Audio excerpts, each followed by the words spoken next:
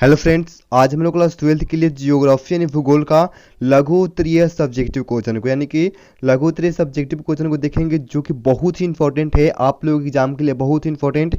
और इस वीडियो में हम लोग वीवीआई सब्जेक्टिव क्वेश्चन को देखेंगे, जो कि आप लोगों का लघु उत्तरीय होगा। और लघु उत्तरीय कराने के बाद हम आप लोगों को क्या कर देंगे, तो दीर्घ उत्तरीय जितने भी सब्जेक्टिव क्वेश्चन होंगे, इंपॉर्टेंट होंगे आप लोगों के एग्जाम के लिए, वो सभी हम लोग करा देंगे। आप लोगों से रिक्वेस्ट है कि क्वेश्चन याद नहीं होता है तो आप लोग क्या करेंगे कि नोटबुक में जो है इसको लिखते हुए चलेंगे और आराम से आप वीडियो के साथ समझते हुए चलें। आप लोगों का आज का पहला क्वेश्चन है, पतन एवं पोताश्रय में क्या अंतर है। पतन एवं पोताश्रय में आप लोगों को अंतर बताना है, बहुत ही इंपॉर्टेंट क्वेश्चन है। देखिए एग्जाम में हम जो ये सब क्वेश्चन होता है, ये हमेशा 2 नंबर का ही पूछता है, एक क्वेश्चन 2 नंबर का होता है, आप लोग ध्यान देंगे, ठीक है, बहुत इंपॉर्टेंट है। पतन एवं पोताश्रय में अंतर बताना है, तो आप लोग आंसर में देंगे पतन वह तटीय स्थान है जहां समुद्री जहाज आते जाते रहते हैं। यहाँ माल तथा यात्रियों को चढ़ाने उतारने का काम किया जाता है। आयात निर्यात का स्थान होने के कारण ये आर्थिक केंद्र का भी काम करते हैं। पतन पृष्ठ प्रदेश के विकास में सहयोगी होते हैं। दूसरी ओर पोताश्रय उन स्थानों को कहा जाता है जहाँ समुद्री जहाज़ों को सुरक्षित रखा जाता है। ध्यान देंगे, जहाँ पे समुद्री जहाज़ों को सुरक्षित रखा जाता है उस स्थान को क्या कहा जाता है, तो पोताश्रय कहा जाता है। और यहाँ पे है कि उनकी देखभाल भी की जाती है, यानी कि उन स्थानों की भी क्या किया जाता है, तो देखभाल किया जाता है, बहुत इंपॉर्टेंट है। ये सभी क्वेश्चन को आप लोग नोटबुक में लिख लेंगे, क्योंकि एग्जाम में बहुत बार पूछा जा सका है। चलिए 2 नंबर क्वेश्चन आप लोगों का है और बहुत ही इंपॉर्टेंट क्वेश्चन है कि मुख्य श्रमिक एवं सीमांत श्रमिक में क्या अंतर है। मुख्य श्रमिक एवं सीमांत श्रमिक में आप लोगों को अंतर बताना है, तो आप लोग सिंपल सा आंसर देंगे कि मुख्य श्रमिक वैसे श्रमिक को कहा जाता है जो एक साल के दौरान, ध्यान देंगे, जो एक साल के दौरान कम से कम 183 दिनों तक किसी आर्थिक क्रियाकलापों में संलग्न रहता है। यानी कि कम से कम 183 दिनों तक जो है ये आर्थिक क्रियाकलापों में संलग्न रहता है। लेकिन जबकि सीमांत श्रमिक जो होता है वैसे श्रमिक को कहा जाता है जो एक साल के दौरान जो है 183 दिनों से कम, 183 दिनों से कम, यहाँ पे जानता अंतर नहीं है, ध्यान से देखेंगे कि 183 दिनों से कम दिनों तक किसी आर्थिक क्रियाकलापों में संलग्न रहता है, वो क्या होता है, तो सीमांत श्रमिक होता है। 3 नंबर आप लोगों का क्वेश्चन है, ये भी इंपॉर्टेंट क्वेश्चन है कि मानव विकास के 4 प्रमुख घटक क्या हैं। मानव विकास के 4 प्रमुख घटक को बताना है, बहुत इंपॉर्टेंट है। तो आप लोग आंसर में देंगे कि मानव विकास के 4 प्रमुख घटक निम्नलिखित हैं। मानव विकास के 4 प्रमुख घटक जो है निम्नलिखित हैं।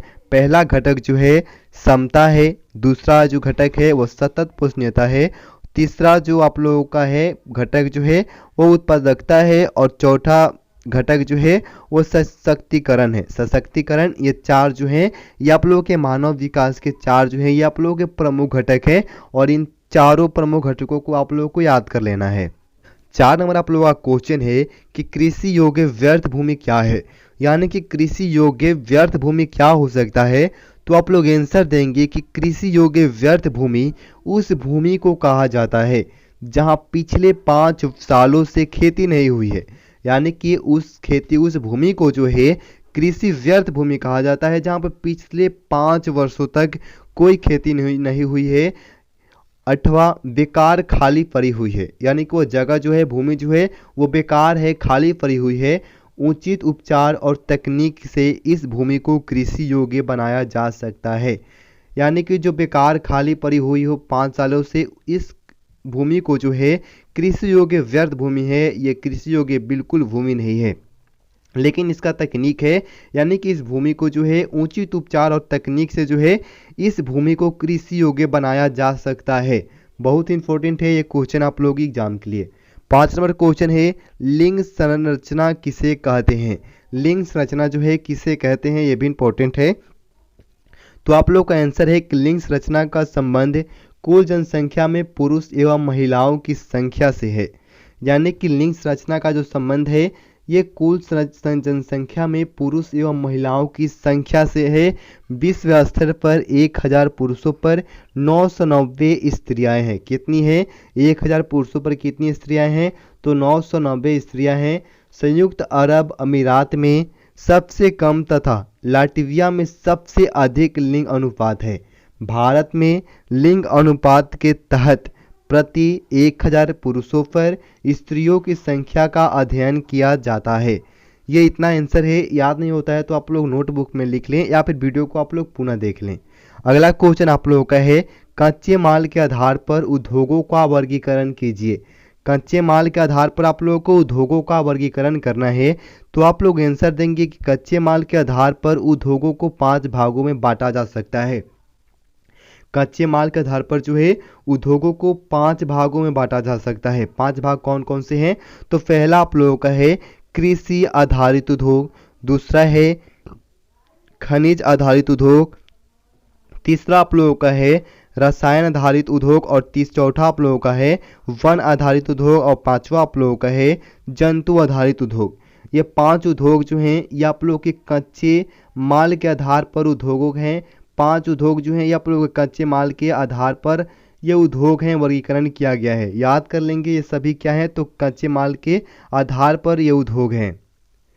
7 नंबर आप लोग क्वेश्चन देखेंगे कि भारत के 4 प्रमुख नाभिकीय ऊर्जा केंद्रों को नाम बताएं। भारत के 4 प्रमुख नाभिकीय ऊर्जा केंद्रों के नाम बताएं। आंसर आप लोगों का है कि भारत के 4 नाभिकीय ऊर्जा केंद्र के नाम निम्न है। यानी कि भारत के 4 नाभिकीय ऊर्जा के जो केंद्रों के जो नाम है ये यहाँ पे है। पहला आप लोगों का जो है तारापुर, दूसरा है नरौरा, तीसरा है रावतभाटा और चौथा आप लोगों का है कलपक्कम। कलपक्कम जो है ये 4 जो है ये आप लोगों के भारत के 4 जो है प्रमुख नाभिकीय ऊर्जा केंद्र हैं, ये उनका जो है नाम है। चलिए 8 नंबर आप लोगों का क्वेश्चन है कि भू निम्नीकरण किसे कहते हैं।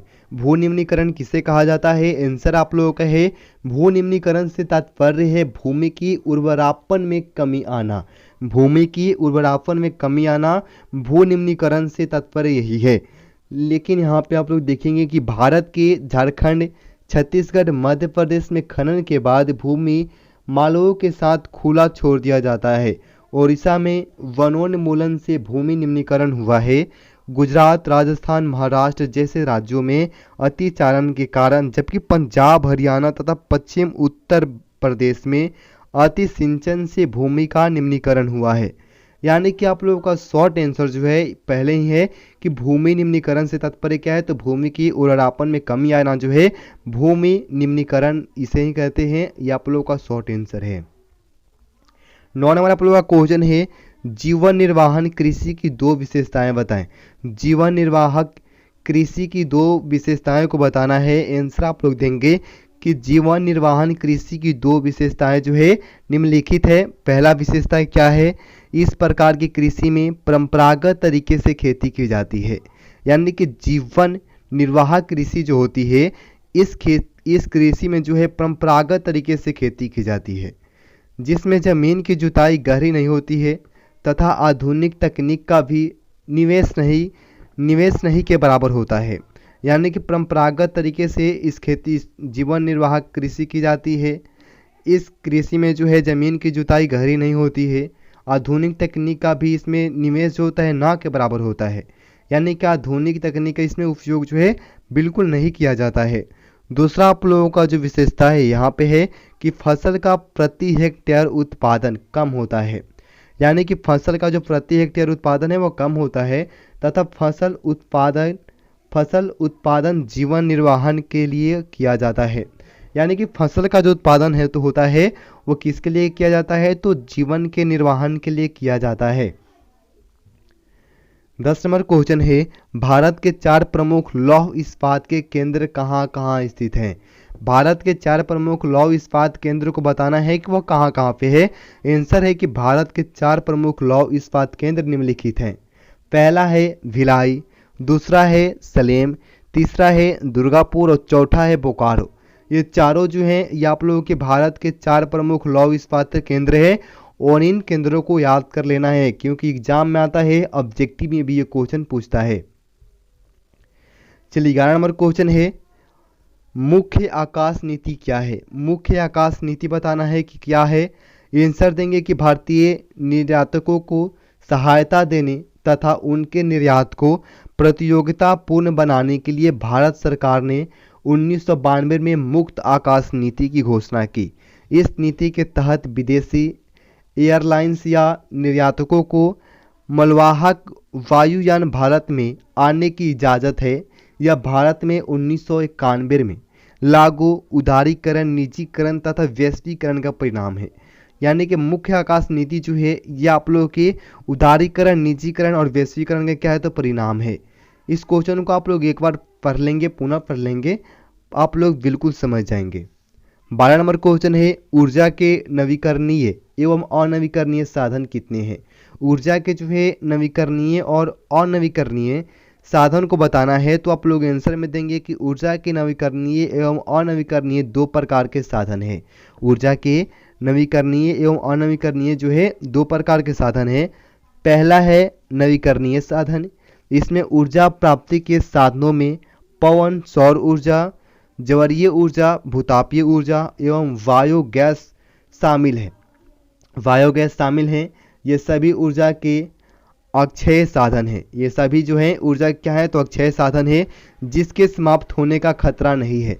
यानी कि नवीकरणीय साधन से जितने भी ऊर्जा की प्राप्ति होती है, ये सभी ऊर्जा जो है समाप्त होने की इनकी खतरा नहीं होती है।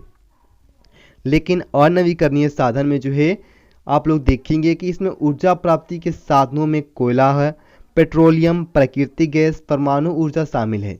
यानी कि अनवीकरणीय साधन में क्या है तो अनवीकरणीय साधन में जो है ऊर्जा की प्राप्ति कहाँ से की जाती है तो कोयला से, पेट्रोलियम से, प्राकृतिक गैस से और परमाणु ऊर्जा से किया जाता है, जो समाप्त होने वाले हैं। ये तीनों जो हैं अनवीकरणीय साधन है, ये क्या होने वाली है तो समाप्त होने वाली है, क्योंकि इनका भंडारण क्या है तो निश्चित है। ठीक है, इनका बहुत ही मतलब जो है इंपॉर्टेंट क्वेश्चन है आप लोगों के लिए, आप लोग याद कर लेंगे, बहुत ही इंपॉर्टेंट है।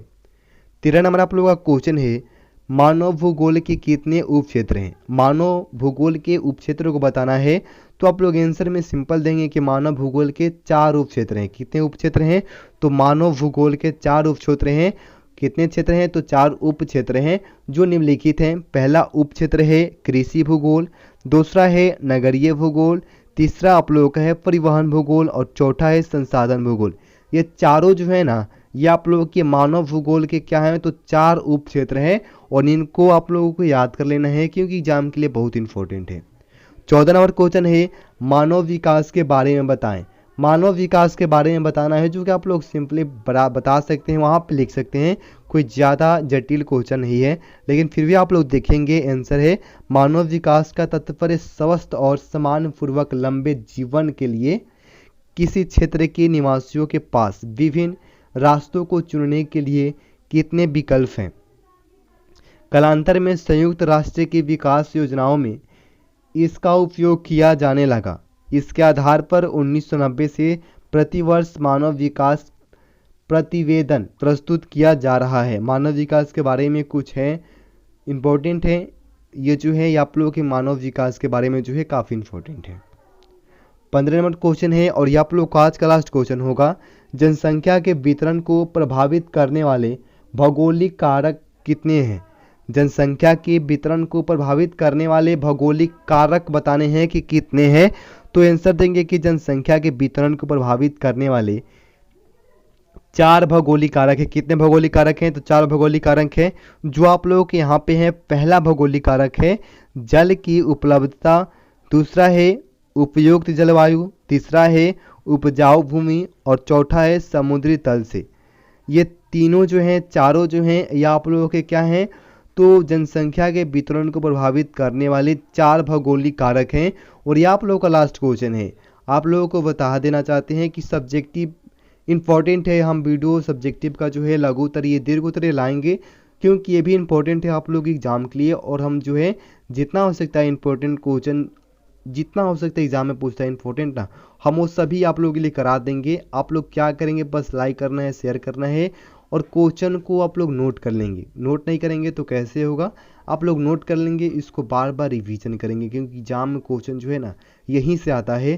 तो आप लोग बहुत ध्यान देंगे क्योंकि एग्जाम का जो है ना ज़्यादा आप लोगों के पास टाइम नहीं है। और रोज़ जो है हम सब्जेक्टिव कराएंगे और शाम को ऑब्जेक्टिव आएगा, सुबह में सब्जेक्टिव आएगा। तो आप लोगों को ज़्यादा टेंशन नहीं लेना है। अब जो वीडियो होगा उसमें ज़्यादा ऑब्जेक्टिव भी होगा और सब्जेक्टिव भी हम ज़्यादा करा देंगे, कोई टाइम पास नहीं होगा। तो मिलते हैं अगले वीडियो में, धन्यवाद।